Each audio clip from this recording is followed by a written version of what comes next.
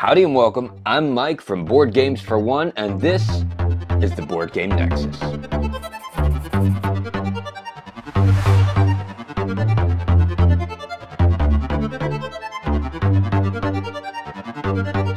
And today we are looking at everything Nemesis so that you can find out what you can and cannot get and which one is right for you. Should you get Nemesis? Should you get Lockdown? Should you get the expansions? We will look at all of them in order. We're going from Nemesis, I hope I get this right, Nemesis to then Voidseeders. Then we're going to look at Aftermath. We're going to look at Untold Stories somewhere in there, volumes 1 and 2. We're going to look at Lockdown. We're going to look at Lockdown Stretch Goals. We're going to look at Untold Story 3. Let's get straight to it. Go to the chapter that you want to watch by all means. All right, so base game Nemesis. Is it for you or should you just go straight for Lockdown? Well, let's see what it is. This isn't an unboxing, so we're not going to look in depth at everything, just a very fast overview. You can see the board here in the original Nemesis. You are moving around on an isolated spaceship, very much replicating the original movie Alien. As a matter of fact, it's so close, it's a little uncomfortable to how close it plays to Alien, and we'll talk into why I kind of like the expansions for sort of turning this into its own series instead of just a copycat kind of thing. But we've got room tiles, and they get flipped over randomly like this. Place them on the board. Every room, as you can see, let's go ahead and zoom above now. Every room you can see has its own special, it's got its own title, and it actually has actions that you can use. Like you can turn self-destruct on and off. This isn't a how-to, so we won't go into all that. But just so you can roughly see what it looks like. And you've got a whole bunch of those tiles divided into types of 1 or 2, with 2 being optional rooms. 1, those rooms are always on the board no matter how you play. And the good thing about this is, of course, you have a random setup every time. Downside, the board is very dark, which is cool, but as you can see, if you have a light overhead, you can deal with some glare. Or if you have a light to the side, actually I get more trouble from the light to the side. But anyway, you've got your 1, 2, 3, 4, I always think it's 6. 5. It is 6, yeah. I thought it was 6 playable characters. And each character has their own 10 deck of cards, 10 card deck that has its own abilities. Let's see with these ridiculous glasses if I can see them. There we go, yep. So we've got, for instance, here the pilot. We've got the 10 action cards for the pilot.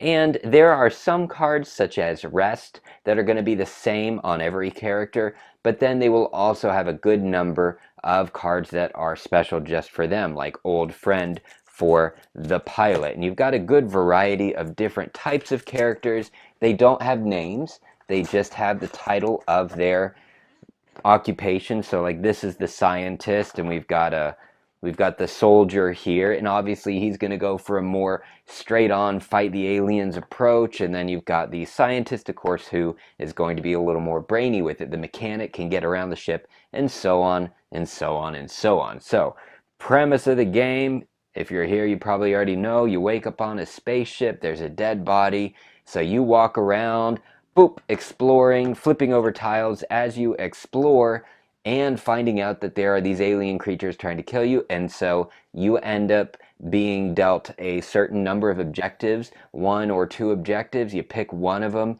you have to meet that objective and survive. That's how you play the game. Game happens over 15 rounds, as you can see right down here, and you've got nice little markers that help you track that. Every round goes down, down, down, down, down, till the ship blows up or goes somewhere. You've also got a self-destruct option down here where you can turn on the self-destruct sequence and go down, down, down, down, down. All kinds of fun. All right, those are your markers. You've got your 6 characters. You've got your scientist, your soldier. You've got your scout, who basically would be like the rogue if you play RPGs or anything like that. You've got your pilot right here. She's great at getting around the ship. If you need to explore a lot, use the pilot. You've got the mechanic, who can use mechanical corridors, these red things, in order to skip around. He can also start fires, which is very handy. And then we've got our captain. The captain is not super strong, for solo play, as his abilities really work best with another character. So if you play solo with the captain, you may want to play controlling two different characters. If you're playing cooperative, not a problem. I love the captain. He's probably my favorite one, but you do have to control two hands. So to play this solo, you can play this one-handed with just one character. It might be a little more challenging or a little easier depending on what your objective is. So what are these objectives? Well, we've got the character cards here. Again, 10 for each type of character. We don't have to look at all of those, but we can look at objectives. There we go. So we have personal objectives, and if you're playing semi-co-op, then there are objectives that allow you to either play friendly with other players or actually work against them. We're not going to go into those as I don't have a lot of experience with that, and this is Board Games for One, so, you know, solo and co-op play. So looking at these different solo co-op objectives, there they are right there. Got our solo co-op objectives, and you can see there's 1, 2, 3, 4, 5, 6, 7 different ones. You randomly pick one for each game. You pick one for every character you're controlling. If you're playing solo, controlling more than one character, that means you take out 2 objectives. Both of them have to be completed. If you're playing cooperatively with others, same exact idea. So those are your objectives that you need to meet. It might mean blowing up the nest, or it might just mean set the destination for Earth, because you have destinations put right here with these fun little cards. Let's see, we got all our item cards. Let's go to our objectives. There they are. So coordinates are randomly going to get placed here, and you'll only have one. And it's going to tell you if your little marker is, say, on B, where it starts, the ship is currently going to Mars. So you're going to have to come all the way to the cockpit, find out where it's going, and then you have to use another turn to change the coordinates to wherever you need to go. Deep space, Venus, Earth, or Mars. These are randomly chosen each time, so you never know where the ship's going to be going. Those are your coordinates. While we're here, we can also look. We've got all kinds of different items. Items that you can craft, things like flamethrowers. And then you also have your healing items deck with things that can cure you when you get damaged. You've got your tools items that can help with repairs and just utility building stuff that you really need. You also have your final, the red items, and that is your weapons item deck that has all kinds of things like ammo, different weapons that you can use, all the good stuff.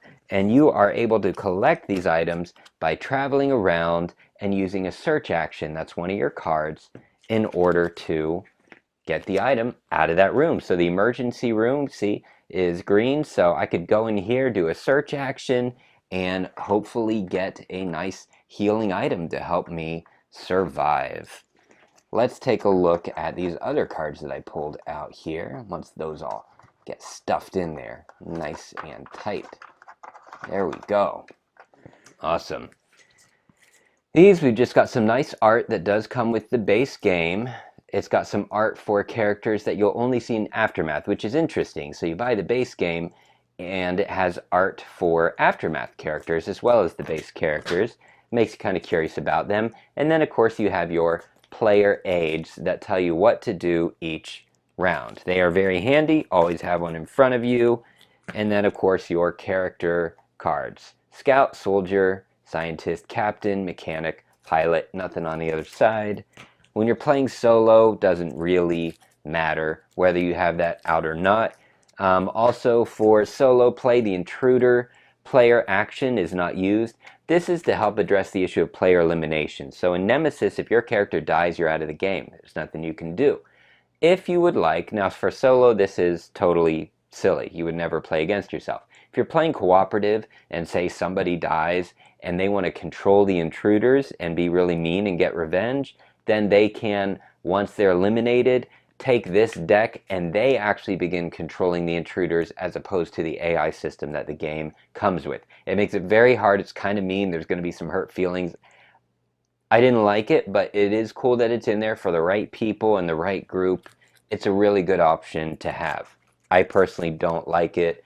I'll never use it. unless I'm playing with somebody with a really, really good sense of humor, and I have a really good sense of humor, because it gets brutal and it gets mean. All right, going over here, I can't see a thing. There we go. We've also got every character comes with their own starting items in the base game. You've got your mechanic there. You can see he starts with the flashlight, special abilities, a plasma torch. Every character is different. Soldier has more weaponry. Scientist is going to have something more sciencey. The captain's going to have some communication stuff that's going to help everybody work together. So, pretty cool. You can have a different experience with each character that you choose to play, or each combination of characters. As far as what you have on the board, everybody would start here in the Hibernatorium. Before playing solo, realistically, let's say, normally it would be 2 or 3, but you can play with just one, so, let's play with just one. So let's say you have your one character here. Every time they move, they make noise. You've got some nice dice here, so you move, you roll for noise. It was silent, but this will tell you different corridors to put it in. This is not a how-to guide. I won't tell you how, but you can see what the components are. When you make noise, there you go. If you get noise in every corridor surrounding the area, then bam, you have an encounter. An intruder might pop up. So you've got those nice little noise markers. You've got a nice little card stand here that you can slide your item cards. These are not the item cards, but I don't care. It gets the point across. You can put your cards in there. It's fantastic. There you go. And you've got your dice. You've got your silence dice, and you've got your damage dice. So when you're rolling for noise, that means you move. Every time you move, you roll for noise. Tells you what corridor to put the marker in. When you attack an intruder, you roll the damage die and see, oh, I missed. Or, boom, I got 1 damage. So you apply 1 damage to the intruder, see whether or not they're still around. That's what your dice are for. You've also got your fire and malfunction tokens. Sometimes you'll go in a room, boom, there's the nest, that's great, and it catches on fire. Different events determine this. Sometimes you can intentionally do it. If the room's on fire, if you get enough rooms on fire, the game ends because the ship burns. Same thing with the malfunction token. Sometimes you go in a room and it's broken. The game tells you it's broken. You can't use the room unless you repair it. If enough of these malfunction tokens are out on the board, the ship breaks, game over. So you can see those are nice. And these all get carried over into the expansions as well. So we won't need to repeat any of this. Then you've got your poker chip-like things. I guess cardboard. They're not actually poker chips. But they're chips, whatever. And these are the intruder chips. You've got adult intruders based on the symbols.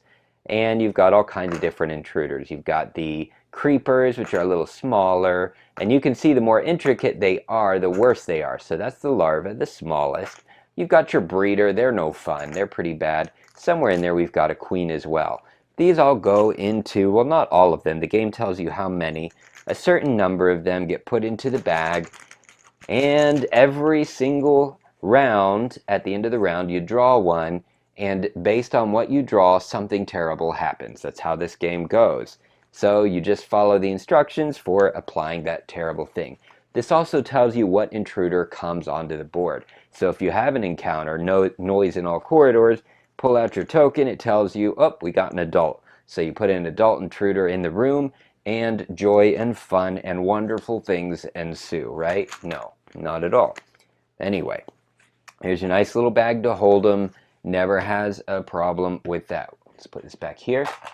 You've got your little status markers, and these can be used to track statuses of course, your rounds. They're also used on your player boards. Every character has their own player board. We're playing the soldier, fantastic.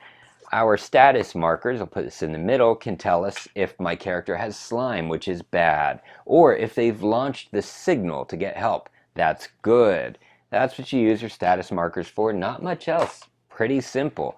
On your player board, you can see you also are told what you can craft. It's the same for every character. Basic actions and your careful movement action, it's the same for every character. There really isn't anything unique about your board other than the artwork. So you don't have to worry about that.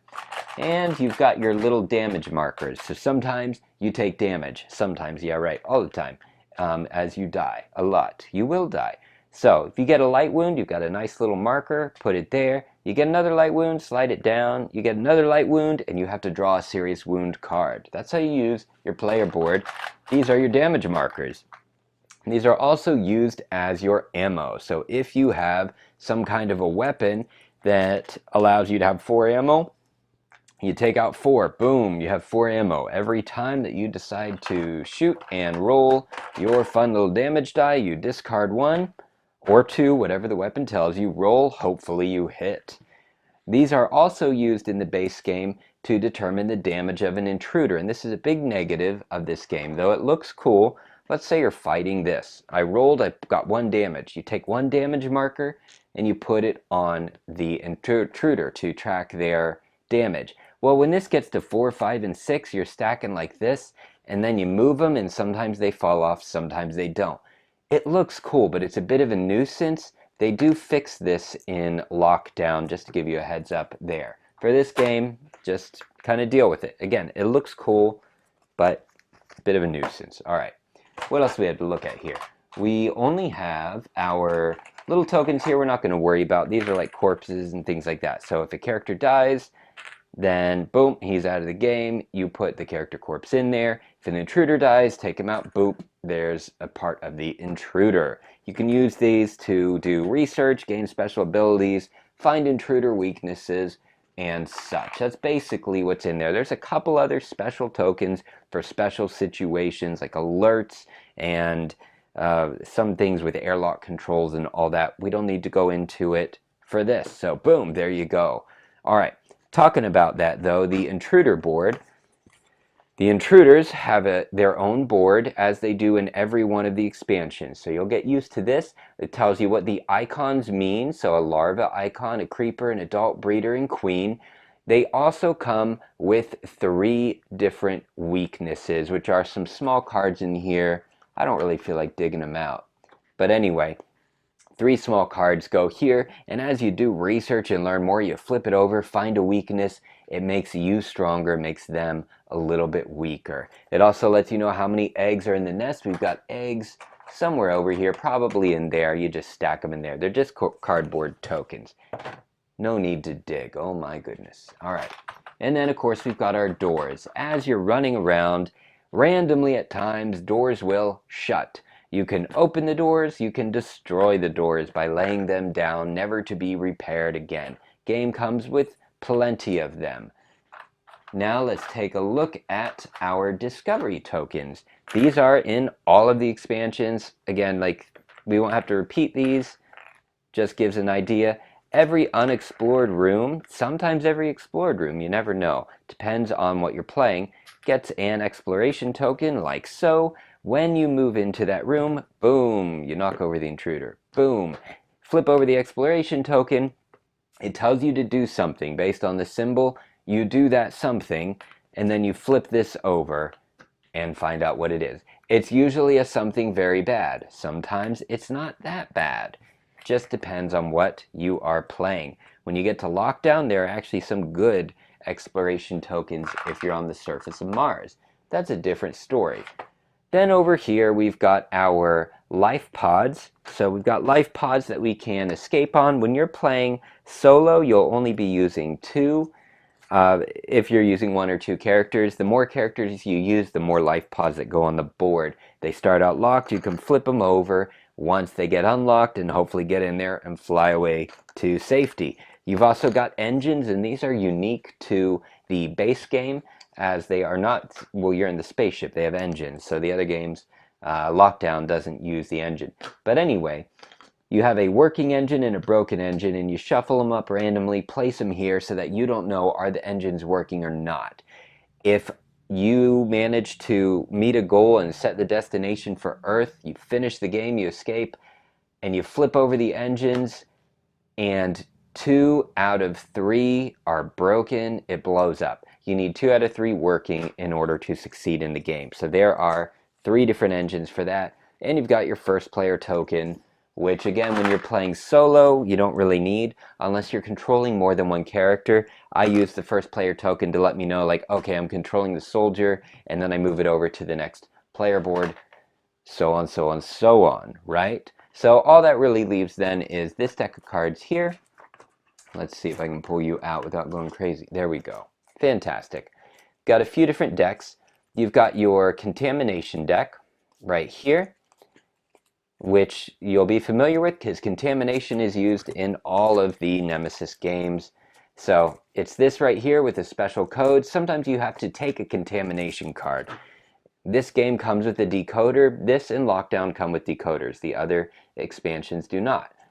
Slide this in the decoder. It's going to tell you whether or not you are infected. If you're infected, very bad things happen. If you're not infected, bad things might still happen, hopefully not as bad.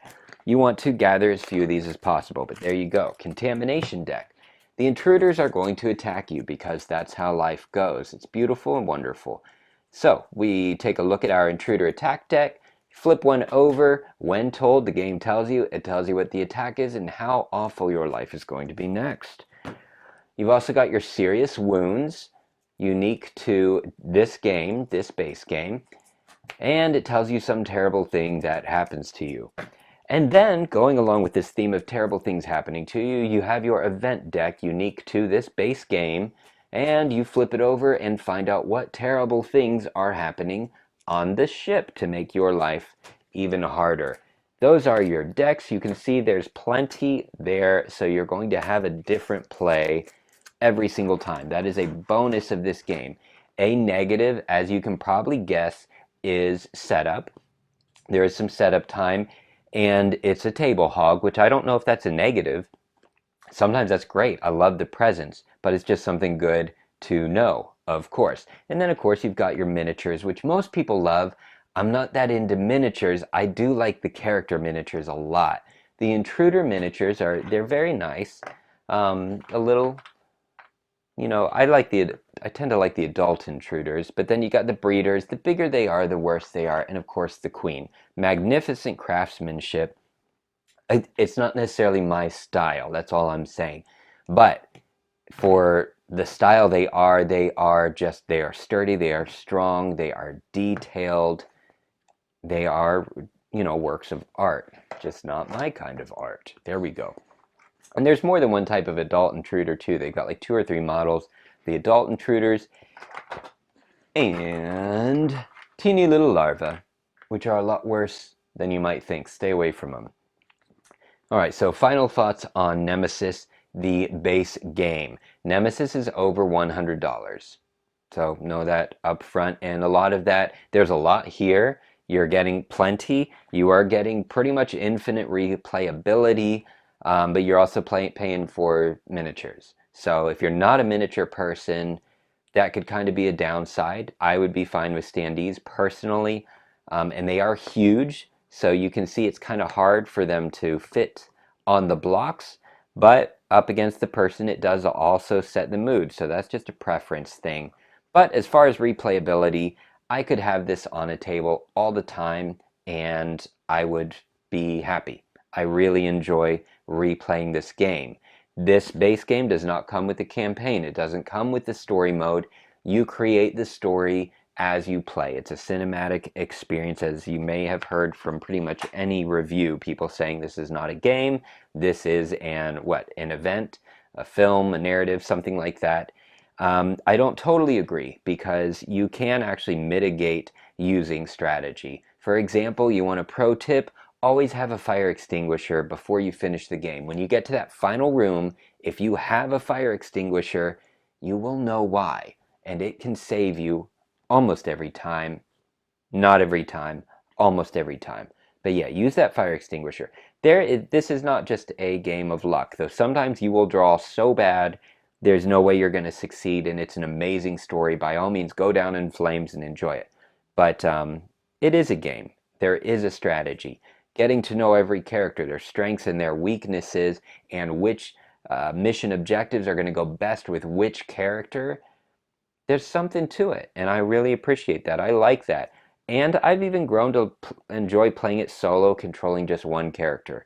So, final thoughts. If you only get one of the Nemesis games, you can get the base game and be totally happy if this survival narrative film experience is for you.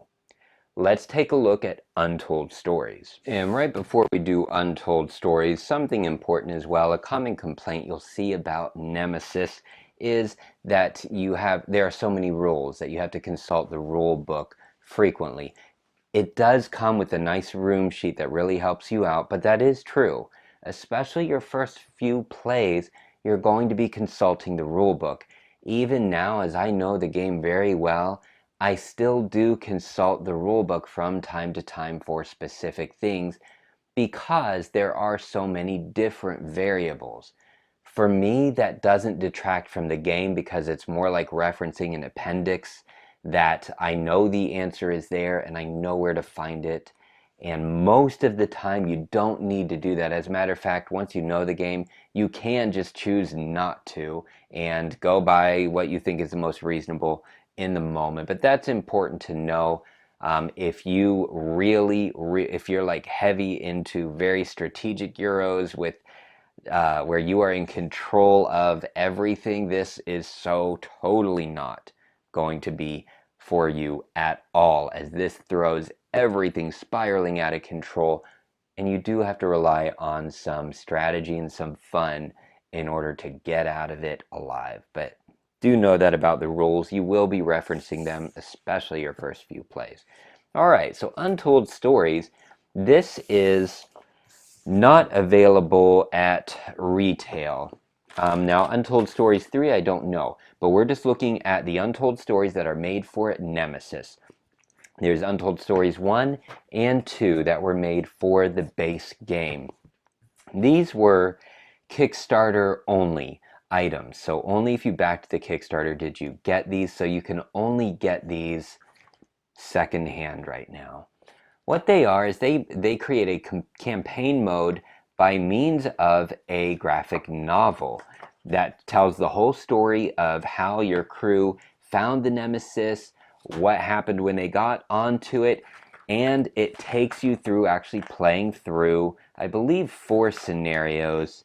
I'll have to check this. It's 4 or 5 scenarios, and it's branching, meaning you could play through again and it might go a different direction. Not too completely different, but it's like a bit like a choose your own adventure, and you're probably going to choose death like the first several times until you figure out the right route to take. But it comes with its own instructions and its own components. I'm not going to unbag them all. There's nothing super special to see.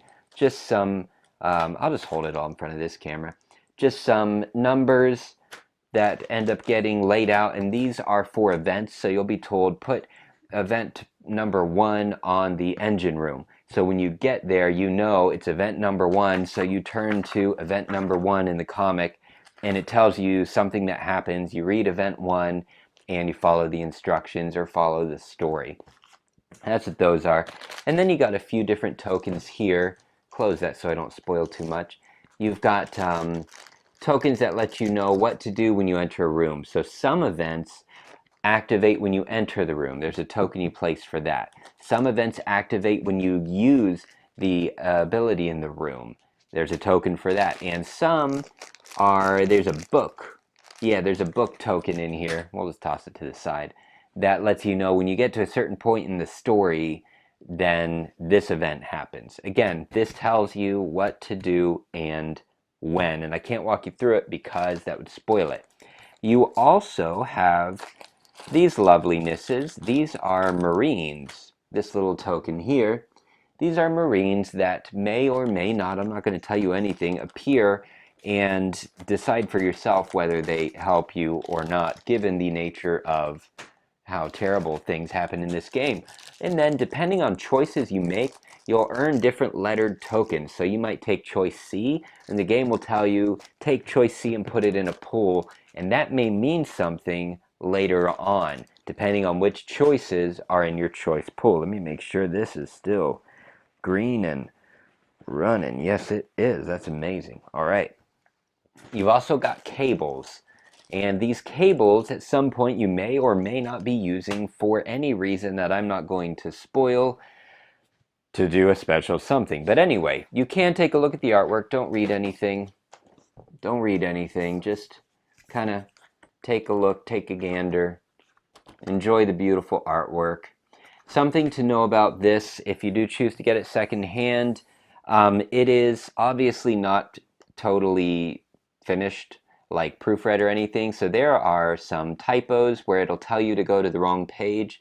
Using your deductive abilities, you can go to the right page. Like, for example, one says, go to page XXX. I assume that means 30. And if you go to page 30, you're right, I think. That's where you're supposed to go. The only reason that's odd is that's the only time Roman numerals are used in here that I'm aware of. So that kind of threw me off. And another one told me to go to page like 38. And if you go to page 38, it makes no sense. It's definitely not 38. But based on the context, I figured out the page to go to. So yeah, I don't love that, but it's a Kickstarter only item, and I guess that kind of shows. But the art is so beautiful, the narrative is wonderful. I haven't beat it. I've gotten all the way through, like, to the end, but I, wasn't successful. But I do want to play it again, so yeah, if you need a story, go for it. And what was the other error in here? There was an error. There's something where you complete campaign 1 and 2. And then you get to like campaign 3, and let's say you die. Instead of making you restart, there is something interesting that they do that makes it so you can restart within the story canon as well, that you can restart at the previous mission. But the way they word it, if you follow the instructions exactly, at least from what I found, you'd get stuck in a loop. So I didn't follow the instructions exactly because I figured that was some kind of typo error, so that I didn't get stuck in a loop. So basically, there are some errors in there. If you buy it secondhand, just be aware of that. But I enjoyed the story. Untold Stories number 2 is for the semi-co-op. So I should emphasize, this is for co-op, which you can play as one player, but you really do need to control 2 characters or more in order to do this one. So it's not truly solo. It would be a 2-handed solo or co-op game. Untold Stories number 2 is semi-co-op only. So there is no solo mode or co-op mode from this, so obviously I have not played it. But here's what's good to know. You're not missing out as far as the story. This isn't like Untold Stories 1, where it is a story from page 1 all the way to the ending, and you just want to get there to see how it ends and then connects to the next game of Lockdown.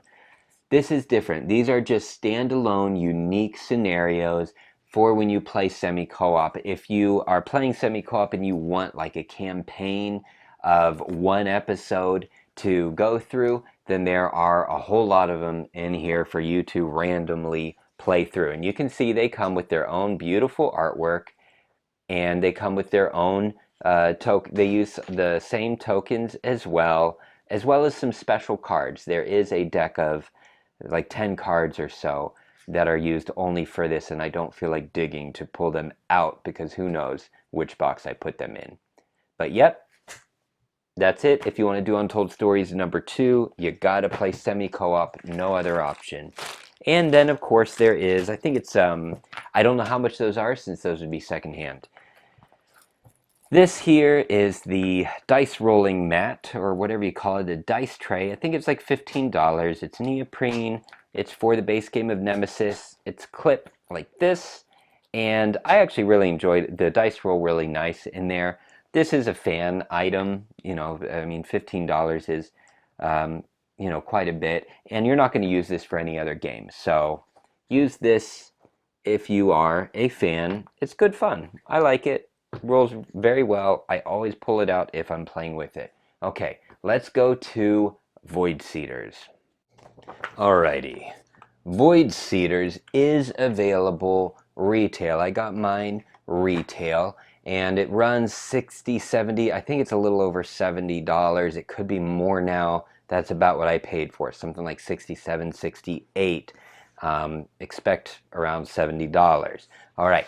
But it is an expansion that introduces a new type of alien to your game. So you need to have Nemesis. That's already $100 right there. And the only reason I'm mentioning the price is I just want you to know what you can get so you can know what's right for you. So base game Nemesis, gotta have it. You use all of the components from the base game.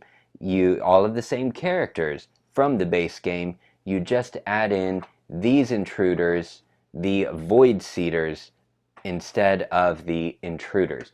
And what I really like is that this sort of makes the Nemesis series its own, where the intruders are basically alien to a T. I mean, there's no variants that I'm aware of hardly at all, other than the artwork, which is still incredibly similar. With Voidseeders, it goes into its own world. I really appreciated it. So it comes with its own, what do you call those, miniatures. The Voidseeders have their own board that replaces the intruder board, and that means that they also have their own weakness cards. So you have Voidseeder weaknesses. You have, we'll go to the overhead. 1, 2, 3. You'll have your 3 that you'll find out and be able to flip over with research to defeat them easier. So you've got that there. And you've also got your own Voidseeder event deck that you use in place of the Nemesis deck. You don't mix them together. You can see they're easy to tell apart, and their own terrible events for terrible things to happen to you at any time. Don't worry, I'm going to tell you what they do in a moment. Comes with its own panic deck as well, so I'll tell you what panic is. And the Voidseeders have their own attacks that replace the intruder attack deck from the base game. And you also have your helper, your player helper card that you'll use in place of the one in the base game, as bag development and a few other things run just a little bit different. There are no new characters, you'll see. There are some new exploration tokens. There are 3 of them, and they are little Voidseeder nests that you end up mixing into the game. 1, 2. We'll find out where the 3rd one is someday, I'm sure. You also use the Voidseeder, not these here, but the Voidseeder tokens that go in the intruder bag. You end up putting these in there instead of the ones that come with the base game of Nemesis. So you use these instead, and then you have these little insanity markers that go on your character's player board. I believe that's all the tokens that get used. So, what on earth are the Voidseeders? What do they do? Well, they're pretty cool because the majority of them are not real. This game plays with the idea of insanity. So you have a card, your insanity track, that you would actually put next to your player board. We'll pretend my player board is there. You use a status marker to track your insanity. I don't have one out, so we'll say this is it. So let's say I start the game at 1 insanity. Well, events happen that make your character start to go more and more insane. The more insane they get, the worse things are. If you go up and up and up, and you can actually die from insanity. So you're fighting through this whole game, trying to keep this insanity track down while everything else keeps bumping it back up. So, with that said, what that means is this is the only, well actually this and the layers. So this little token here is the layer. This is real. This is the queen, but it's called something else. And this is also real. So if this ever pops on the board, you can actually eliminate this if at all possible, as it's real. You can also eliminate the nest because it's real. Everything else is in your mind, because what the layers do and what this mind flayer type thing does is they make you hallucinate and believe and hear sounds and believe things that aren't true. So you're in a room with a character and you get a Voidseeder pops in. It's not really there, but your character, depending on their insanity level, really believes they are, and you have to fight them as if they're real. However, with the new events and things that can happen here, and this panic deck that you sometimes have to draw from tells you what happens to your character based on their insanity level. So you might be having hallucinations, which makes you run in fear, or you discard all your ammo because you ran off. Or most of them I could handle. There was only one that was the artwork Yeah, yeah, this one right here. The artwork was a little too disturbing for me. That's the only one. That's the only one. So sometimes I just play without it. I don't know that anyone else would be affected by that. So, final thoughts on Voidseeder. This really made it for me. I love it. If you're going to get one of the expansions that introduces new alien between Voidseeders, or if it's the Chytrids, or if it's the Carnomorphs, I like the Voidseeders. They are the coolest. Made the game. If I play the base game of Nemesis, I could play it every time with the Voidseeders, and I'm pretty happy. That being said, though, you're looking at $70 or more. It's probably, if you've already played the base game and you're in love with it, cool. I don't believe that you can use this with Untold Stories 1. As with a lot of games, the more you start combining expansions, the more chance that you break the game. I have not tried to play Untold Stories with the Voidseeders. It would probably be a lot of fun, and actually I might try that out sometime, but I don't think you're supposed to. I haven't read anything about that. It probably totally breaks the game. Just know that. Cool, so let's take a look at Aftermath. Aftermath is an expansion for the base game that adds an epilogue mode after you've played a full regular game. And it also adds a research mode if you would like to play with the Aftermath character and tokens during the regular Nemesis play. So you have to have Nemesis, the base game, in order to play this. From what I know, this is not available in retail. I believe this was a Kickstarter exclusive. Please correct me if I'm wrong on that. So the only way to get this would be second hand. Would be great if that changed at some point. So let's look at what Nemesis is. What it is with the epilogue mode is you have this new board, this shuttle, that arrives with a new cast of these 5 characters. Let's shift overhead. We've got these 5.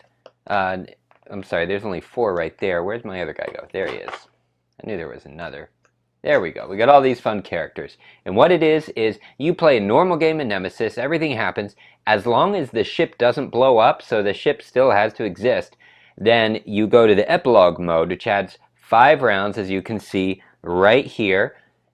You can use your little, well, it doesn't come with status markers. You use those from the base game. And this docks onto the ship. These guys come on after the event, so you don't even have to win when you play the base game. Your characters can survive or not survive. Ship just has to be intact. Then you start, they come on. They have 5 rounds to get onto the ship, which they do through technical corridors. So they leave their shuttle, get onto the ship, search around, try to survive.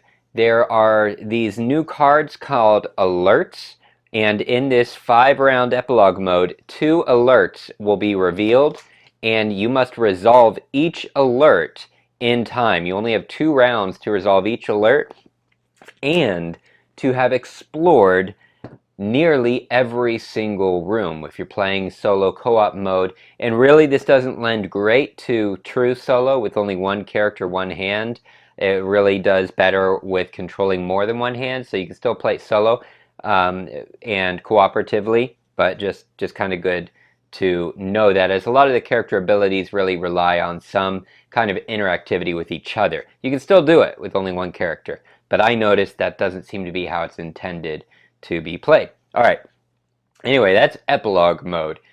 You play with you can play the epilogue mode with characters from the base game as well. The rule is whatever characters you use to play the base game, you cannot use them in the epilogue mode, because story-wise that doesn't make sense, right? Your ship arrives with new people exploring something that just happened on this ship. Your characters also, for the epilogue mode, have personal requirements. So you have 1 personal requirement per character that you're controlling if you're playing solo. So 1 for if you're controlling 1 player board, 2 if you're controlling 2, and so on. Same with cooperative, okay? So those are new cards. The personal requirements would replace objectives when you play the epilogue mode. The alerts are added only in the epilogue mode. The event deck replaces the base game event deck of the base game. So when you get to epilogue mode, you use this. And these 2 serious wound cards, which are melted, a new type of wound, are mixed in with the existing serious wounds. The lucrative offer, there's only one. It's the same every epilogue mode. And what it is any character can choose to take the lucrative offer in place of fulfilling their personal requirement at any time. Whoever takes it first, they're the only one that can get it. So that's made more for the cooperative type play, maybe semi-co-op. I don't have any experience with semi-co-op on Aftermath, so I don't want to speak to that. But yeah, lucrative offer you can do with one, or in fact, the lucrative offer is the only objective that can truly be completed solo. It's the only card that has a 1 player or more. All of the personal requirements require either 2 players or more. So that's another reason why, yes, you can play this one-handed solo. This is the only requirement that can be met, the lucrative offer. Everything else you're going to have to control more than 1 player board. It's different than the base game, which has some 1 player objectives that you can complete. All right. You've also got, we'll get to the characters after, you've got a new little cheat sheet card here. Not going to go into that. It tells you about alerts and the lucrative offer and such, and the intruder bag development. I didn't notice any great changes, so let me know if there were changes. The action deck, all this is 10 new cards per character, right? So you're 10 cards per character, and let's go ahead and go over those characters. So we have the Convict's a little more complicated. Let's start with the simpler. Okay, these characters are wild. They do wild stuff. They are great fun. If you're a fan of the game, it's super awesome. I could see, as with a lot of expansions, the more combining, mixing, and matching you do with other expansions, they may break the game. And the instruction manual even acknowledges that. These are made for the epilogue mode or the research mode, but you can play with them on Lockdown, on Nemesis, whatever you want. Just know that crazy things may or may not happen. All right, we got the CEO and his robot that helps him out. So some pretty cool abilities. He would replace the captain. So he's the blue. And then we've got the android. And the android is, please tell me green. I'm pretty sure the android is green, which would replace the pilot. And she's cool because she's not human. So she actually cannot get infected with the larva. And she has less turns because of that. So she's totally wild. Really cool. And then we've got my favorite, the psychologist, who would replace the scientist, which is the white character. So you just put the little colored rings on these if you like. Anyway, she has some pretty cool abilities, the psychologist, in helping. She almost seems to have, I mean, she's definitely a support role. If I remember right, even some healing type abilities. I don't remember. Anyway, pretty cool. Support scientific role. Then we have the bounty hunter, and this is 2 characters. So this is kind of like a hunter pet class in computer RPGs. So you've got your bounty hunter here and his trusty puppy right here. And they actually do move separately as 2 separate characters, though you are controlling just 1 player board. So this really helps with scouting. He is purple. He replaces the scout. You can go and get items with your dog here and bring them back to you. Pretty sweet. Then you got your convict. This one's complex for solo play. Your conflict is red, replaces the soldier. So the only character that they didn't replace was the mechanic, which was orange. But they did add mechanic as a separate, medic as a separate, what do you call that, expansion, and we'll cover her in a moment, but you have to buy that separate. All right, so convict red, the reason this is complex for solo is he comes handcuffed or shackled, and the handcuffs key belongs to the bounty hunter if he's in play. It makes sense thematically. If the bounty hunter is not in play, then whatever other character is in play gets the cuffs key. And in a cooperative type game, again, I'm not speaking to semi-co-op because I haven't played it. In a cooperative type game, you'd be negotiating with whatever other character to try to get them to give you the cuffs key. It's pretty cool. It's fun. And you have some limits to your abilities while your character is cuffed. However, if you're playing solo, it's almost just a formality. Like your first turn is probably going to be having your bounty hunter or whatever character trade the cuffs key to you, and then he's going to use a turn to unlock it. Unless thematically you want to make a story. Now in Lockdown, no, it wouldn't be different in Lockdown because they still start in the same exact space. So yeah, for solo, I'm not sure how that really works. But it's a cool mechanic for cooperative play. Anyway, I did it anyway just to try it. Okay, those are your characters. They come with their own character boards. Nothing new about them, just a new illustration. Everything else is exactly the same. You got your character boards, and you've got your character starting items. Blah, blah, blah. I'm not going to go through all of them. 2 to 3 per character. I think it's 3, and the convict, of course, has the cuffs key, which is extra. So they all have their starting items, and then you have this new thing called the traits. And they include traits for the new characters. Well, yeah, we won't rename them. All the new characters. Sub-a-dub-a-dub-a-dub-dub. And they include traits for the Nemesis base game characters. Traits are special abilities that can be used along with your 10 action cards. Several of them really only work if you are controlling more than one character, if you're playing solo, or if you're playing with a group. Though some of them can use their abilities all by themselves. You do not have to play with the traits. You can add them or take them away. They do some wild stuff. It's very cool. But again, the more mixing and matching you do, you may break the game. So use these with the epilogue mode, research mode. You're fine. On anything else, it could be pretty sweet. You could do some wild stuff. Who knows? All right.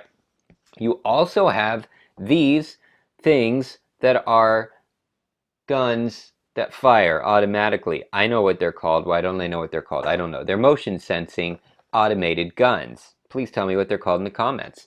Anyway, turrets. There we go. Turrets are a new addition to this that can be used, and they are activated in either the alarm room, nope, the turret room. So this game comes with 1, 2, 3, 4 new rooms that get shuffled into the rooms of the base game and may be landed in your new shuttle. Pretty cool. You get to use those. I'm not going to go through what each one does. Obviously, there's the turret room. The alarm room lets you make, I guess I am going to go through it. Alarm room lets you make noise wherever you like. Crafting room lets you craft special items. There are new items that come with Aftermath, and I shuffled them into, nope, here they are. Nope, they're not there. I must have shuffled them into the base game. But anyway, you can only craft those new items. I think there's only 2 or 3 of them in this crafting room. And then you have the server room, allows you to use computers elsewhere on the ship. So some pretty wild things can happen. Won't go through all the tokens. There are some tokens for the turrets, but the biggest thing is that there are new exploration tokens. So you play the base game with the normal exploration tokens, like this question mark. How did that get? Nope, that isn't here. What's up with that? Oh, that's a turret. That's why. The question mark ones are exploration tokens for turrets. The rest are these, or question marks. The exclamation marks are the new exploration tokens that get randomly placed on all the rooms of the Nemesis. So again, you go from your shuttle onto Nemesis and explore it with these new characters, new exploration tokens. They do new things. The rulebook takes you through it. Instead of just closing one door like this one here, you close all the doors, and so on and so on. There are all kinds of new wild things. Some of them are not so bad, like finding a carcass. Some of them are quite bad. It just depends how you play. Covered all that. You got your cool new first player token instead of the cardboard. You've got a really cute, adorable little space kitty. I love my space kitty. It's the best thing. And then you've got this hourglass, which adds a new feature. I don't imagine this would be useful in solo play other than only allowing yourself this much time to complete a move, maybe. But in the instructions, if you choose to play cooperatively or semi-co-op, I guess, you can flip this over, and if a player is still taking their turn, if I understood it right, if a player is still taking their turn, then once it flips over, that person can grab this and create noise somewhere else in the ship or something like that. It adds a level of tension and betrayal, maybe, that you would want to be with the right game group for that. I don't imagine ever using it, but I'm not opposed. I'd give it a shot. All right. Covered all that, so then briefly, then what is research mode? Well, if you don't want to play a full base game and then do the epilogue mode of 5 additional rounds, you can, instead of playing the base game as normal, play the research mode, which allows you to add the shuttle and the exploration tokens, the new rooms, use these characters in the base game as part of a research mode instead with the event deck from this, and it also uses the alerts. So it just kind of skips that first initial playthrough of Nemesis unless you get straight to using the aftermath stuff, and you don't do the epilogue mode after using this 5-round track. You don't do that. You use the base game's 15-round track. I think I talked long enough on that, so let's go straight to the medic. I almost forgot to insert my final thoughts about Aftermath now that I boxed it up. And with Aftermath, my thoughts on this are this is for fans, okay? So one, you have to own the base game to begin with, and then you have to get this, and you can only get it second hand, and I don't know if it's $40, $60, I don't remember because I got it part of a big pack, but it's somewhere in that range that I remember. So that's additional money you're putting on top of Nemesis, and when I say over 100, it could be 120. You know, it depends where you get it from. All right. Anyway, I love it. It reminds me of Rise of Fenris for Scythe, where it's like a love letter to fans that kind of gives you a toy box to do crazy stuff with. But it also adds a lot of story, and I love the Aftermath characters. I love them. They are probably my favorite, but they are also the most likely to break the game if you can break the game, and I'm pretty sure you can. So, that's my thoughts on Nemesis. Love it if you're a fan. If you're not a fan, please don't, because it will confuse you and stress you out, and you'll wonder what on earth is going on.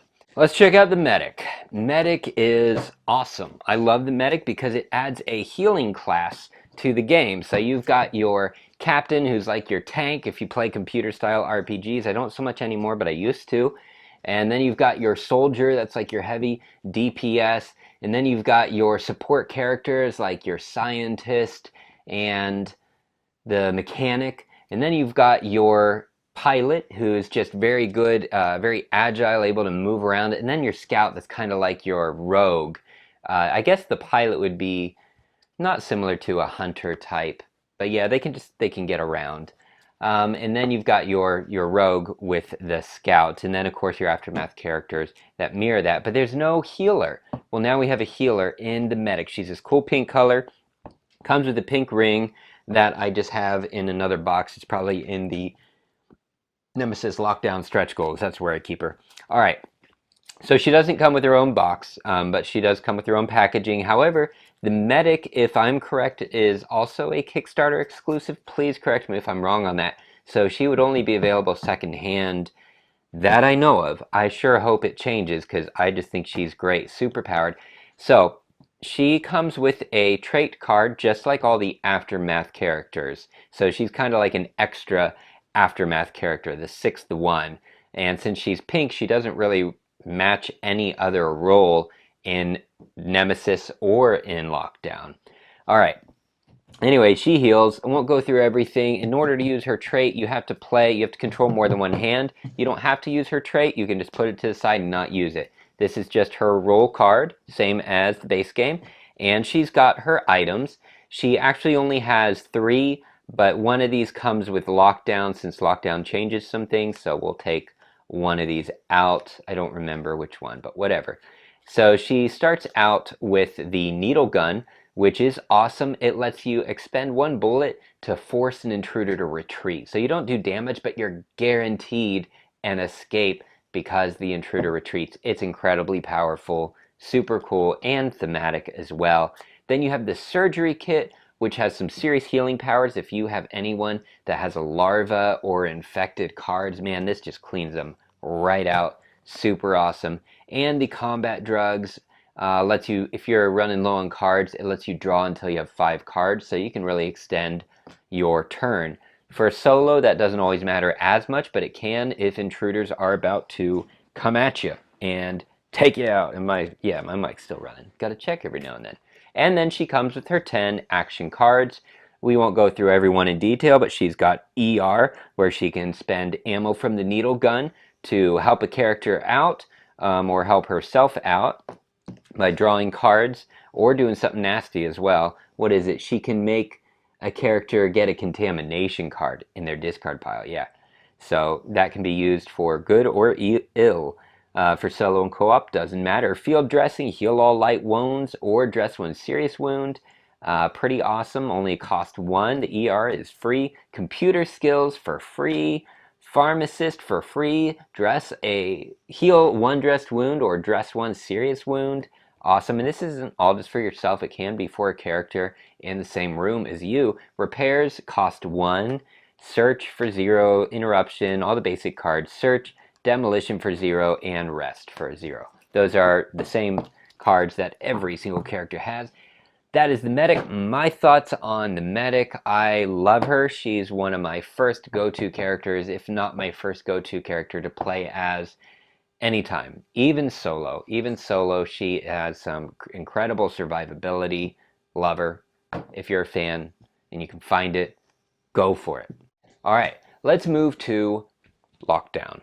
Nemesis Lockdown. Let's just overview what's new instead of recapping what's the same, so you can see if you own Nemesis, should you get Lockdown, or if you don't own either, which should you get, Lockdown or Nemesis, or do you need both? All right, it all depends whether you're a super fan. I'm going to assume you're not. If you're a super fan, you already got it. All right, got your instruction booklet, and much of it is the same as the base game. It builds on the same rules as Nemesis. When you go through the instruction booklet, they even have some, what do they do to let you know? Yeah, they like outline in red, or they put a line of red. If you know the base game, they're like, you don't have to read this. But if you haven't played in a while, read it anyway. But there's a lot of new stuff that we are going to go over. And before I do that, since this game has 2 sides of the board, I want to make sure I mention with Nemesis, the base game, I failed to mention, that has 2 sides to the board. A base side, and then if you flip it over, there's a slightly more challenging. It doesn't look any different when you just look at it, but the layout of the rooms is changed, and there are 2 technical corridors in Nemesis, the base game, that make it more challenging. So you have 2 sides of the board on that too. You have 2 sides of the board here. The side I'm going to show you is actually the alternate harder side, as it's probably likely that you have seen the base side, and they do look similar, but I just want you to see the surface of Mars a little more. All right, so we've got that. We've got our rules summary sheet, which is actually quite nice. I would have liked this for the base game, and then your rooms sheet as we've always had for Nemesis, but it's rooms for Lockdown because these are different rooms. Last one was on a spaceship. This time we are on a facility on Mars. So we've gone from alien to aliens, basically. Although I have to say, they really made this their own. I don't feel like this is as taken straight out of Alien as I felt with Nemesis. I think they have found their own stride and they have made their own beast. So there we go. Goodbye instructions. I hope I don't slip on those when I try and slide out of here. So what's different? Well, new characters, new location, new story. So the story is now you have characters who have survived from the Nemesis as well as facility workers in this Mars complex. Those who have survived Nemesis, the Nemesis has arrived here in one way or another and crash landed or something like that, and you run to this facility for shelter, and they end up locking the survivors in this like isolation room, and the facility workers of course start in an upper room somewhere else. Something happens, the facility shuts down, power starts going out, and these creatures called Night Stalkers, I think I got that right, Night Stalkers come out and they start wreaking havoc and taking people's lives, and it's very unfortunate and sad. And you're trying to survive, which introduces a new mechanic of power that was not in Nemesis. You are on a leveled type of board where you have the first floor, second floor, third floor. So there's actually stairways in between and an elevator that goes up and down. Here's your elevator. And I'll try and push the board out so you can see. Don't fall off. Please don't fall. Thank you. And you got your elevator here, and it goes up and down based on what you do with it and whether or not there's power. So there's different levels, and then there is power on each floor represented by power tokens that are hidden right here. There we go. Power tokens like this. There's 4 of them. And you'll have a spot here. So right now it's blue. There's power in this section on this floor. And then if it's flipped this way, there is no power and you are in darkness. The Night Stalkers are more powerful in the dark than in the light, which introduces new dice. So in the base game, you only have a red dice when you attack. Well, when the power is on, you roll a blue dice, which gives you extra bonuses, more damage, all kinds of cool stuff, like you get 1 attack and you can discard a card to make it 2 attacks. That kind of thing. So there's incentive to keep that power on. Also with your event decks, I'll try to pull one out someday. Somewhere. There we go. But that's not a darkness one. I need one that has a darkness effect. There we go. Some event cards have a darkness effect, where if the power is on, you do not apply the darkness portion of the event. If the power is off, you do. So you still got the same events as the base game or similar, but this whole other power, darkness, on, off, Night Stalkers thing just adds a cool element. Does it overcomplicate it? Not in my opinion. Not at all. You have to consult the rulebook the first few times, but you have to do that for the base game too. So that's just something you just got to get used to, right? Okay, it also introduces the rover, and the rover goes outside of the facility. So this is the surface of Mars out here, and you can take the rover between, on this alternate side of the board, between here and an escape room. If you set the auto destruct, you can go in here and hide, or you can go over to an attached building here, or you can go over to an attached building there. That's what the rover's for. On the base side of the board, you can only take the rover between here and this shelter thingy and back. All right? All the rest of the buildings are connected. If you're on the surface of Mars, and that's only on this side of the board, which is why I wanted to show you, the other side you don't have to do this, then instead of rolling the noise die, as you do on any of these rooms or the other side of the board or the base game Nemesis, if you're on the surface, say your character is right there, give me a character, come on, don't make it complicated, oh my goodness, there we go. Then you would roll the Mars surface die, and it would tell you, okay, place a noise marker in region 1, but it also does, oh there it is, there's a symbol right there, hopefully you can see it, and that means that you draw an on a Mars surface event card, which is going to be hidden somewhere in here with the computer action card. There we go, Mars surface events. All right, Mars surface events are a whole new series of events. Where are you at? Those are objectives. I'm not interested in you. I'm not interested in you. I'm interested in you. Mars surface, there you go. You'd flip one over and carry out what terrible or possibly not so terrible thing happens. If you have an item called an EnviroSuit, then you're going to fare much better. If you are out here unprotected and you just have something to help you breathe, then you have a second part, or is it the first part? Yeah, it's the first part's the really bad one. You apply the first part if you're not protected. Second part applies if you are protected in an EnviroSuit or in one of the buildings on the surface here. And you can tell because there's a little icon that tells you everything here counts as having an EnviroSuit on. These are considered outside buildings. This is a building, this is a building, this is also its own building, but you don't have to worry about this isn't on the surface, this is like in the cliffside going below the ground, it's subterranean. These are on the surface. Yeah. So that's what these Mars surface cards are, and this is the only place that they are used.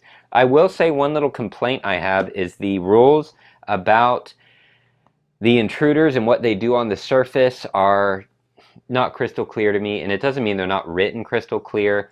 It says basically that they behave the same as in technical corridors, except in this, except for 1 or 2 little things.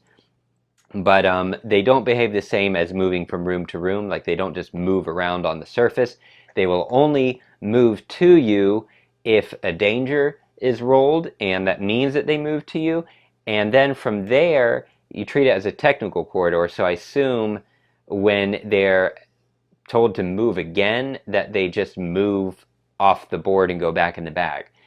I wasn't 100% clear on it. Please let me know if you understand the rules more than I do. I feel like something was missing that I should have been able to comprehend a little better what to do with intruders on the surface. That's my only thing that I have not been able to figure out, and I've just poured over and over and over about that. All right, so we got those. What else is new? We've gone over the Mars surface deck.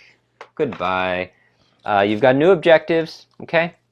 Objective, objective, objective, and you can see that they are, there aren't like, it doesn't say solo or cooperative or anything like that. You just have personal objectives and corporate objectives. And I don't think, let me double check, I don't think they had separate, yeah they do. Oh my gravy. Knock me silly. Alright, so use those for semi-co-op, whatever. Solo co-op objectives, but look how many there are. They have a whole lot more than the original base game, and you will have one to complete per character. If you're playing solo, I believe you draw two and then pick one later, and then cooperative, everybody just gets one. So this game is I think this game is more solo friendly as far as controlling only one character than Nemesis is, though it's possible to do both. But controlling more than one hand is totally viable. But yeah, new objectives that can only be used in Lockdown and all that. So next goes the computer actions. This is new to Lockdown. This is not in Nemesis, the base game, and there's a place to put them on the board. There's a special spot for computer actions on the other side. Maybe we don't get that spot on this side. Yes, we do, right there. Okay, so computer actions go over here, but just in case that's off camera, I'm going to put it here.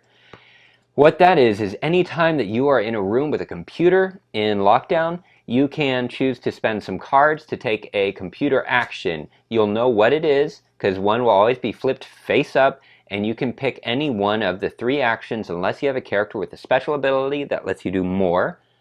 And they can help you with things like keeping the power on, all kinds of good stuff. They're good things. However, the downside is one of these says Lockdown. There it is. So after you finish this one, let's say you finish this, boom, boom, boom, you take computer action C, you put it at the bottom, and then, or you just put it in a discard pile, then you flip over the next one. If it's Lockdown, that's bad. You gotta follow the directions of what happens, put it at the bottom, and start again. So there's only 1, 2, 3, 4, 5, 6 of these cards. There's a 1 in 6 chance that you're going to draw a Lockdown, and of course an increased chance the more you use the computer actions, and Lockdown isn't fantastic. So a little bit of risk involved. They keep that stress going, which I appreciate. I really like the stress. All right, we've gone over the dice, and let's go over the rest of the cards real quick. We've gone over the elevator. To move the elevator, you have to have power. The elevator has its own power token, right? So it would be this one if it's blue, and the game tells you when it will be turned on or off, and you also tell the game when it will be turned on and off.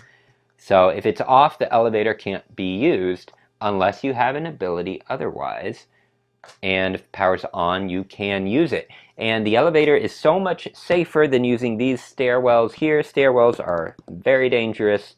Use them at your own risk, and do not come to me when things go poorly, because they will. All right, rest of the cards, you've got item decks. So I guess in case I didn't say it. You do not need Nemesis, the base game, for Lockdown. Lockdown is a standalone game. It's called an expansion. It's not an expansion. It's a standalone game. It's a sequel. It is a sequel. It does continue the story. I appreciate that. So, item deck, same thing. Weapons, healings are green, and the tools and such are yellow. And you have some new things that you can craft as well. You got all your crafting items. And then you've got your character cards. For each character, they have 2. Instead of the 3, they have 2 starting items. And it's a little different because in Nemesis, the base game, all of your characters start in the same spot. In Lockdown, it's different. If you're playing as a Nemesis survivor, and there are 2 of those, that come with the base game. 1, 2, I'm pretty sure it's only 2. The Lab Rat and the Survivor. If there's a third one, I'm going to have to check. But they start in an isolation room, like way down here. And then the facility workers, they start in a spot on the complete opposite side of the board. So totally new dynamic. And they don't actually all get to start with their items activated. So new challenge there. But anyway, 2 for each character. Blah, blah, blah. And they have cards so that you can play with the base Nemesis game characters. They have lockdown cards so you can play with them if you would like. They also have cards for playing with the medic so that they can come into this. And I believe, do they have the lockdown characters? I think the lockdown characters you just bring over as they are. All right, and then you can craft items and such. So that's what all your small cards are. Boom, and boom, and boom.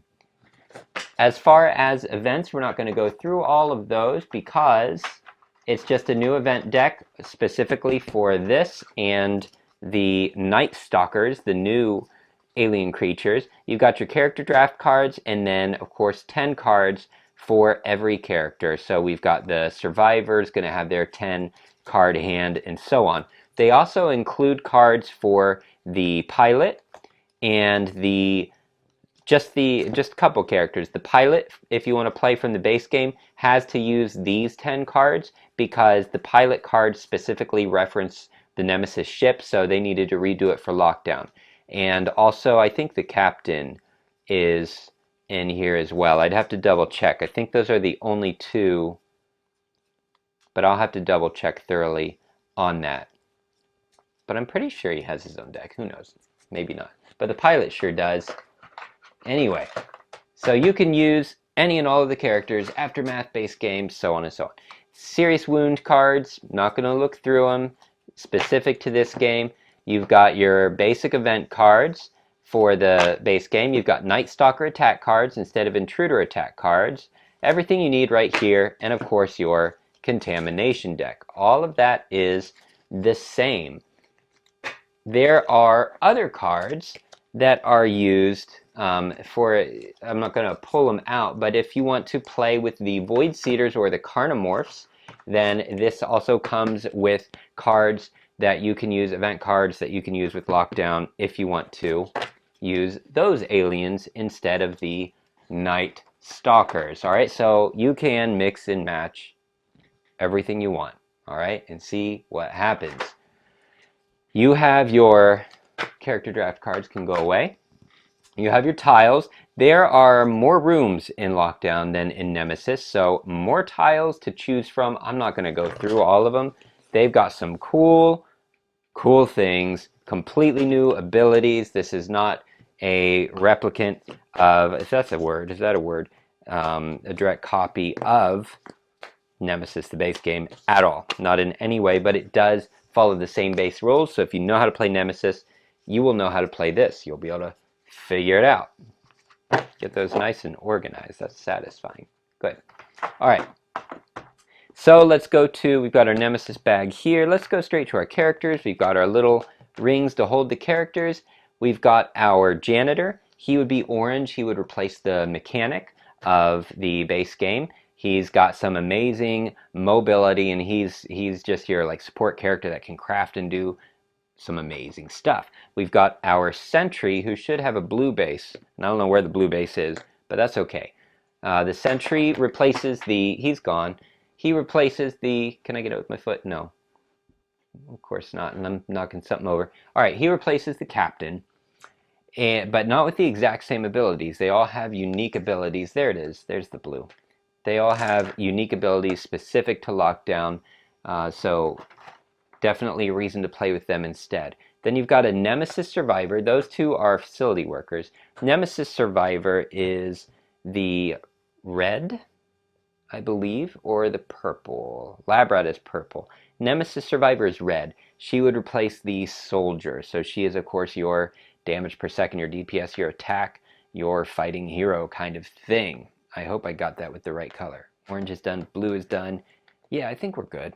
All right, then we've got our, who are you?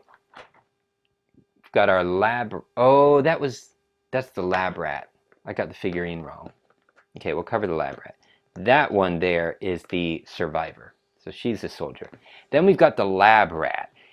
She does replace the scout, but she's got these like super powered abilities, and she's protected by one of her cards you can use to protect you from darkness.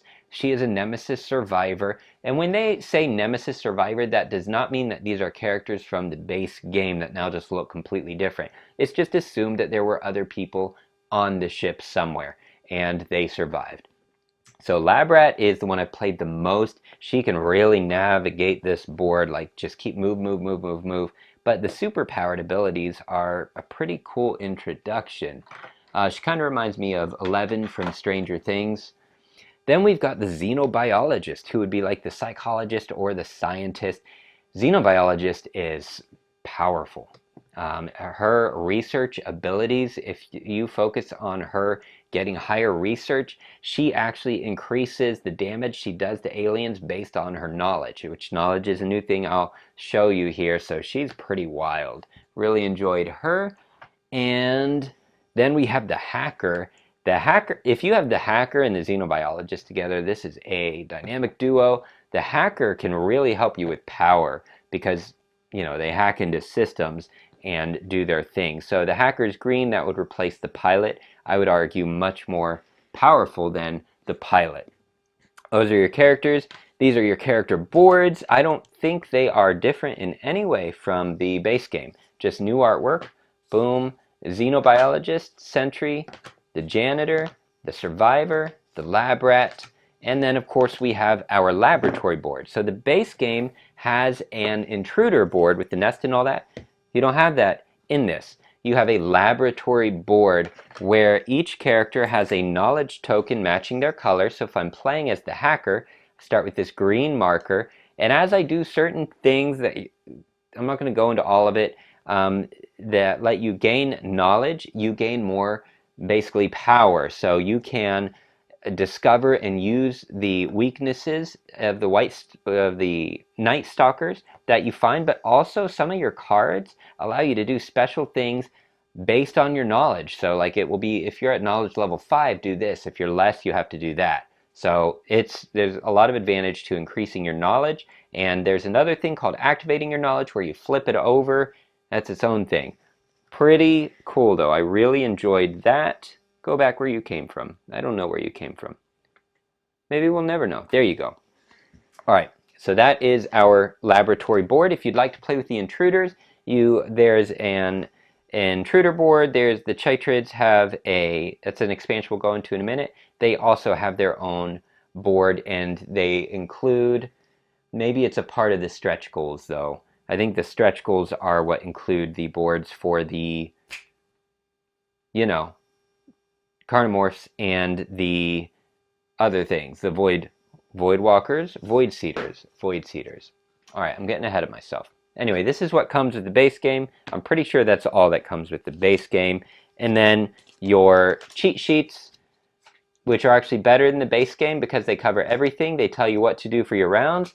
They tell you what to do for contingencies, which we'll cover in a minute. Your crafted items cheat sheet, and also what to do during a Night Stalker encounter, and an intruder bag development. So you can basically have 1, 2, 3. You can have 3 cheat sheets in front of you and not really have to consult the rule book. Just these in the room sheets really should keep you going once you learn the game. All right, cards. Go back where you came from. What else we got over here? Let's bring this over. You've got your card trays. Won't go into that. That's the same as ever. Nothing new down here. First player token is a raccoon. Super cool, super cute. Yep, there's stuff. And I believe the one I got came with this first player token mini. I don't know when this goes to retail, if that will be there. I'm assuming Lockdown will go to retail. It would be ridiculous if it didn't. It is not available in retail yet. Just Kickstarter, which is over, so just secondhand, but I'm totally sure that this is hitting retail. So maybe by the time you watch this, it'll be there. Who knows? Then you have your Night Stalker figurines, which are just they're actually my favorite figurines because of the little bat wings. You can see these ones, these little aliens fly. This one's kind of creepy. He's a little creeper around, but I really like the winged look and the idea of being stronger in darkness. And from the pictures in the rulebook illustrations, things like that, these guys are huge. They are supposed to look huge because they are huge. So you've got those are your adults, and then you've got your, these would be breeders hanging off of big old gigantic things with their cool looking wings. So they're basically gigantic bats, which I love. And then the Queen Night Stalker is kind of serpentine, but she looks really cool. Yeah, so I will take these over the intruders any day of the week. And we're not going to try to get those back because that's crazy pants. Maybe I will. I can't resist. I can't take it. Go home. All right. I'll worry about it later. You've got your own intruder bag. Don't need to go over all the pieces here. These doors, I believe, came with the stretch goals, so ignore that. They're kind of deluxeified. It's cool when they get broken. You split it apart and you've got a broken door. I love it. But I don't believe they come when you buy Lockdown. Lockdown comes with the cardboard standee doors, just like the base game, except these are bigger. You also have your power token, which is what you use to track what round you're on. The board has it at the top here. Let me slide this crazy pantsness over, get you off of there. So in the base game you had, Nemesis base game, you had 15 rounds. Same thing with Lockdown, but now you get to see whether the power is on or off. And there's too much to cover there, but yeah, that's what that's for. And instead of tracking the damage on intruders with damage cubes like this, like that, which was cool looking but difficult, instead we have damage counters now. So you can go, they have 1 damage, 2, 3, 4, and you just move it around the board with the intruder. So that's a nice addition. They listen to the fans there. There's a new way to escape. You can escape running to the isolation room, locking yourself in, escape by getting to this escape compound room here, or by launching yourself in the cargo service system pods, which is risky. They may or may not launch. There's several pods. That's what these tokens are for. So there's a whole system for that in order to escape, but I'm not going to go into it. But that's what these tokens are for, and you don't know whether you successfully escaped it until they get flipped over. The game tells you when to flip them. So like this, if you were in escape pod B, then when this is flipped over, you would have escaped. But if you were in escape pod C, flip this over, it didn't work and you suffer injury. So yeah, a cool new risky way to escape. And we're going to get to contingencies as well. I believe those tokens are down here, maybe. Yep, that's where they are. All right, so we'll finish this tray. Nothing new to show you there. Intruder tokens, everything's the same as the base game. You have more fire to go around, more malfunction markers, but it's a bigger board, so that's life. All right, all that's the same. So that only leaves the contingencies. So this is a really cool tension point in the game. I think one of the coolest additions. I haven't heard anyone say that it was overcomplicated, believe it or not. And I think that says a lot to the design of Lockdown, which I guess is taking me to, if you only buy one, which should you get? Maybe I've already made it clear, get Lockdown. If you own Nemesis, should you get Lockdown? Absolutely. It is a different game, it's a different experience, and it's worth it. It's over $100, of course. If you can only get one, I'd recommend Lockdown. If you have Lockdown, should you get the base game Nemesis? If you're a fan, absolutely. It doesn't add anything new, but the ship environment is completely different, and it is a different feel. It's a little less frantic. This is a little more fast-paced, wild, like what is going on? There's so much going wrong everywhere.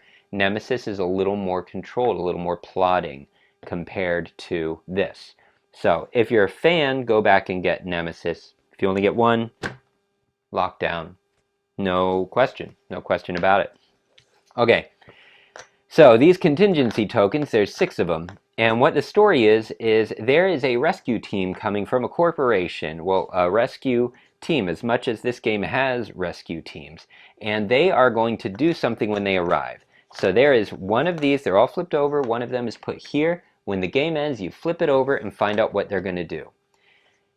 You need to be, based on what they're going to do, you may need to be hiding here, or in the isolation room, or in a CSS pod. You don't know, because if you're in the wrong place, they may not save you, or they may exterminate you, or they may require that you send the signal, but you don't know. So part of the game is uncovering a pool of hidden tokens here to try to narrow down what this one is. All right, so you've got a deduction aspect that I absolutely love.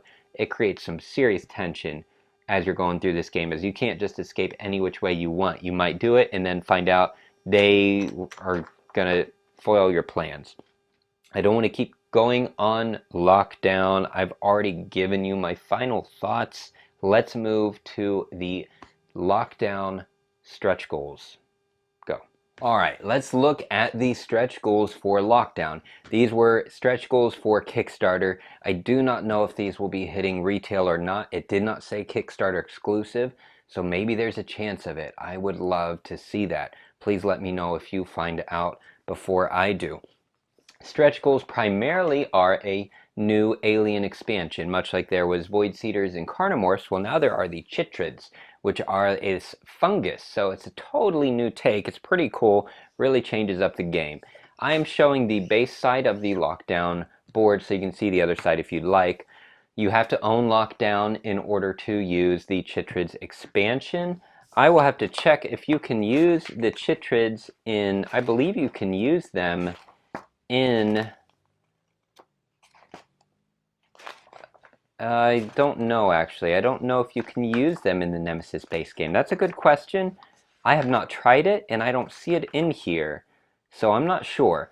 But what the stretch goals do is they give you rules for using the Voidseeders in lockdown, as well as the Carnomorphs. If you just get lockdown that I'm aware of, it doesn't come with those extra rules. And it also comes with the laboratory board for your Carnomorphs, and it doesn't come with the medic board. The medic board is just in there. That's where I store it.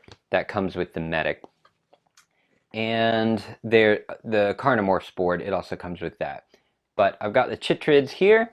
Yeah, that's the Carnomorph board. The Voidseeders board, I think I have it in another box. I've mixed these boxes all up to store it properly.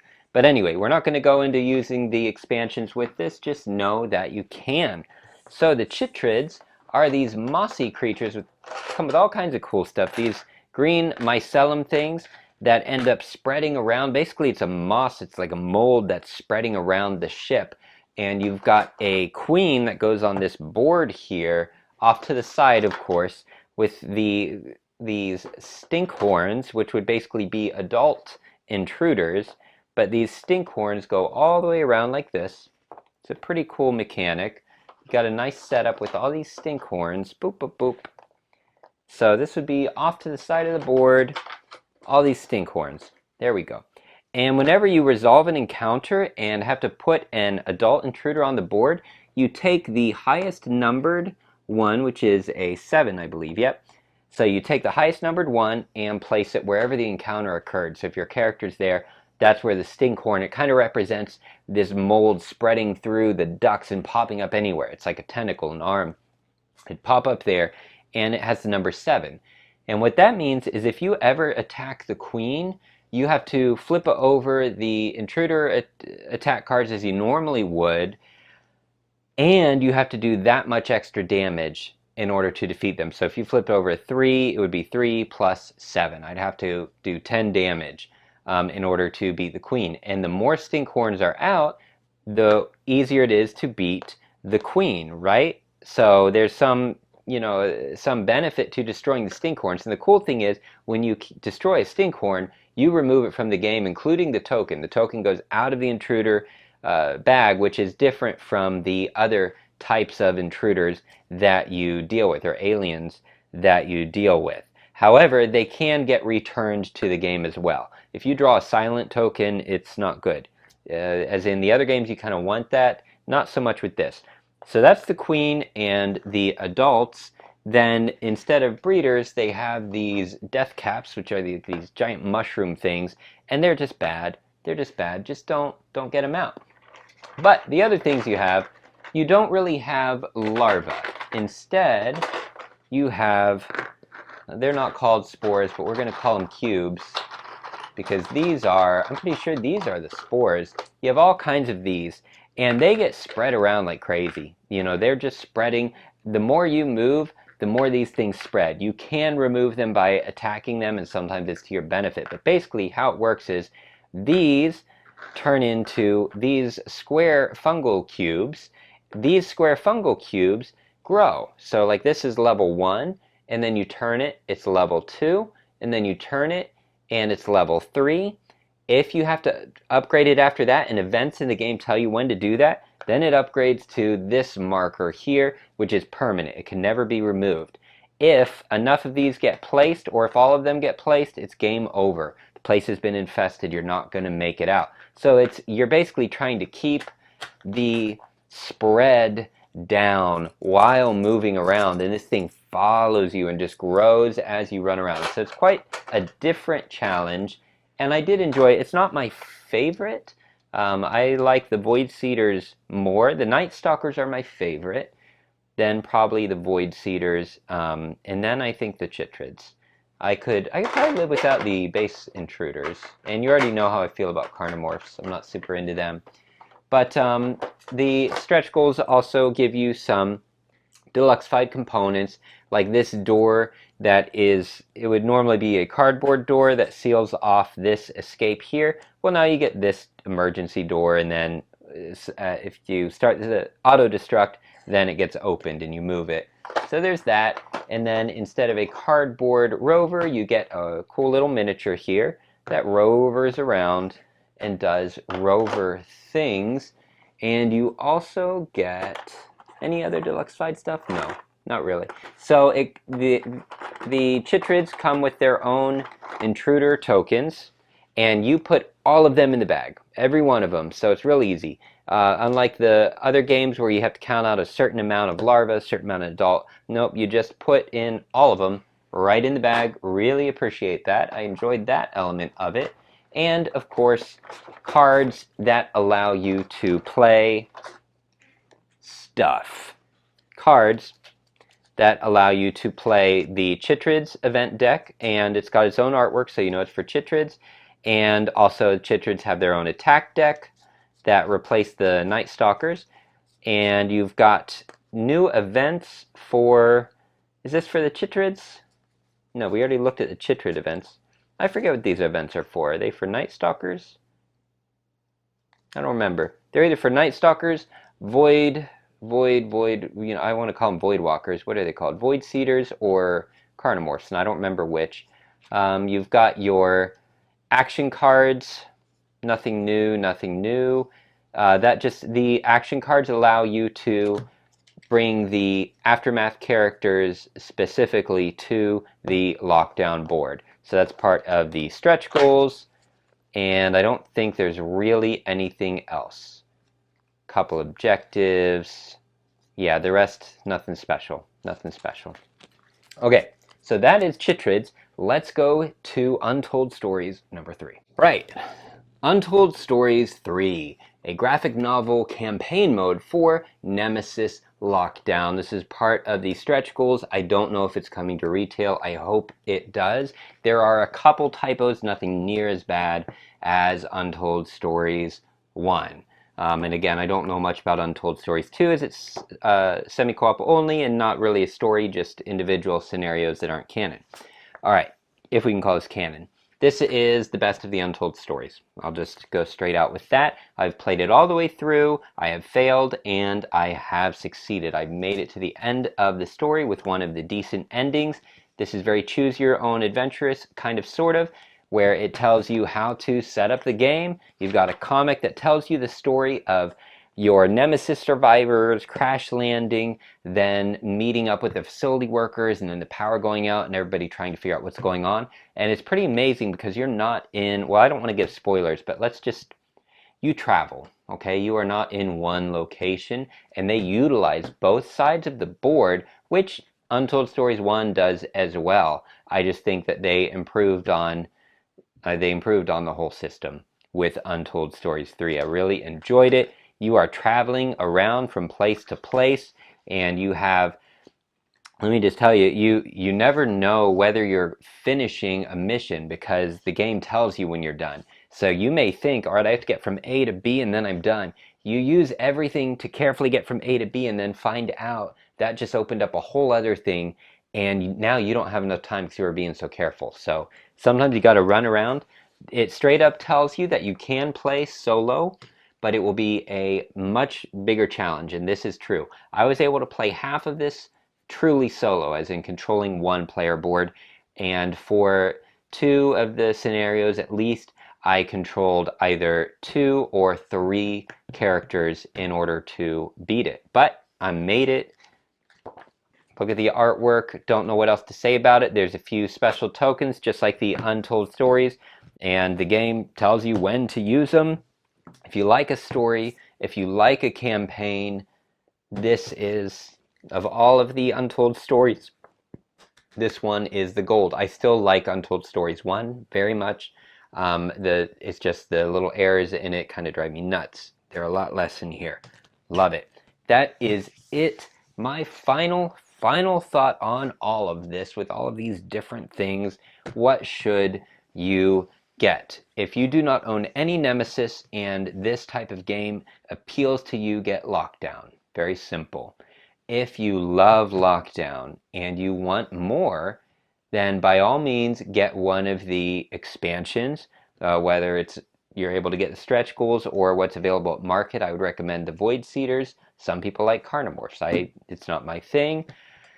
If you get the medic, if you can get your hands on the medic, get the medic. If you still want more, then go for the base game. The base game, I still will pull it out and enjoy it.